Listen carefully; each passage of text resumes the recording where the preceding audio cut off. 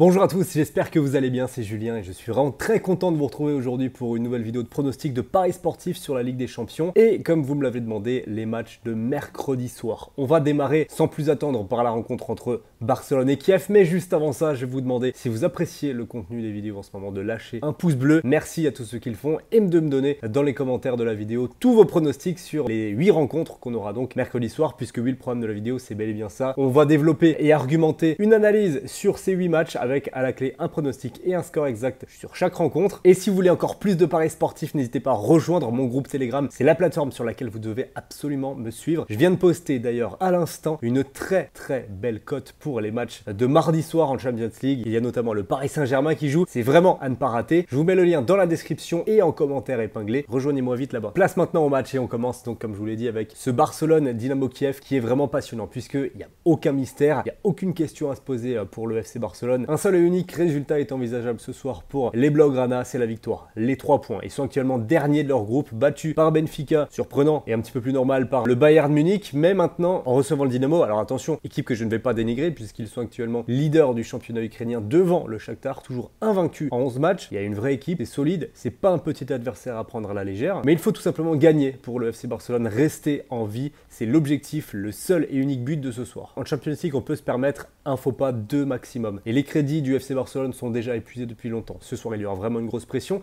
Alors le point positif, c'est que Ansu Fati est de retour et c'est véritablement lui qui va tirer l'équipe vers le haut. C'est lui l'impact player, un mec qui fait la différence immédiatement lorsqu'il est sur le terrain et sa présence va faire un bien fou à toute l'équipe. Il est revenu titulaire le week-end dernier, il a marqué, ça ne s'est pas fait attendre. Donc je sais, je résume un petit peu le match à sa présence, mais en réalité, c'est vraiment ce que j'envisage. Si Ansu Fati est sur le terrain, ça devrait bien se passer pour le FC Barcelone. Je pense qu'il a la capacité déjà de donner beaucoup de confiance à son équipe et aussi individuellement de faire la différence. Donc moi, je vais dire une victoire du Barça, mais quand même en prenant un but, 2-1. Et mon prono, ce sera le plus de 2,5 buts, cote à 1,43. On enchaîne à la même heure, 18h45, Salzbourg, les Autrichiens qui reçoivent les Allemands de Wolfsburg. Et alors, ça ne va plus du tout pour les Allemands qui avaient réalisé un superbe début de saison, mais là, ils sont en train de couler littéralement. 6 matchs sans victoire, alors que Salzbourg a prouvé cette saison qu'ils avaient une équipe compétitive en cherchant notamment le match nul sur la pelouse de Séville et surtout en battant le LOSC 2-1. Donc logiquement, ici, je vois les Autrichiens ne pas perdre. Je vais dire 1-0 pour eux et mon prono, Salzbourg gagne remboursé en cas de match nul, c'est coté à 1,42. Benfica Bayern, ça y est, maintenant on passe au match de 21h. Quand je vois cette rencontre, je me dis qu'il y a un gros coup à faire pour Benfica. Avec leur victoire contre le Barça, tout est possible pour eux. Et quand on voit l'équipe très compétitive qu'ils ont, leur bonne performance cette saison, on se dit pourquoi pas rejoindre les 8e de finale. C'est une possibilité qui semble vraiment envisageable. Alors le problème, c'est que mercredi, ils jouent contre le Bayern. C'est dur d'envisager de prendre des points, ils en laissent très peu en route. Et c'est une équipe toujours aussi impressionnante. Mais à l'extérieur, pourquoi pas lâcher un petit point en étant un peu moins bien. Moi, je vais tenter le but pour les deux équipes qui est coté à 1,66 et bon score match nul, un but partout. Oui, c'est une surprise, mais celle-ci je la tente. Chelsea-Malmö, là par contre, aucune surprise à mon sens. Je dirais même pas de suspense. Malmö est sûrement l'équipe la plus faible de cette édition de la Ligue des Champions, surtout défensivement. Donc comment imaginer un seul instant que Chelsea à domicile, qui a en plus perdu face à la Juve lors de la 2e journée, lâche ne serait-ce qu'un seul point ce mercredi soir. Perso, moi je vois une large victoire des Blues, 4-1 sans la moindre difficulté. Et mon prono, Chelsea gagne par au moins 3 buts d'écart, c'est coté à 1,76. Match très intéressant maintenant. United contre l'Atalanta Bergame. Attention parce que Manchester vacille beaucoup en ce moment et c'est dur de se faire une idée réelle de leur capacité à performer en LDC. Ils ont été en difficulté, que ce soit contre les Young Boys et ensuite contre Villarreal, alors que l'Atalanta est très bien parti. Déjà 4 points pour eux cette saison. Ils viendront jouer libérés. La victoire ne sera pas simple, je pense, pour les hommes de Solskjaer. Peut-être même qu'elle n'aura pas lieu. Je vais partir sur un prono Atalanta ne perd pas au perd d'un but côté à 1,35 et mon pronostic sur le score exact, un match nul, un but partout. Zénith Saint-Pétersbourg contre la Juve maintenant. Alors ça, c'est sûrement pour moi le match le plus dur à pronostiquer ce mercredi. J'aime bien cette équipe du Zénith, je les sens capables de faire un coup à domicile, mais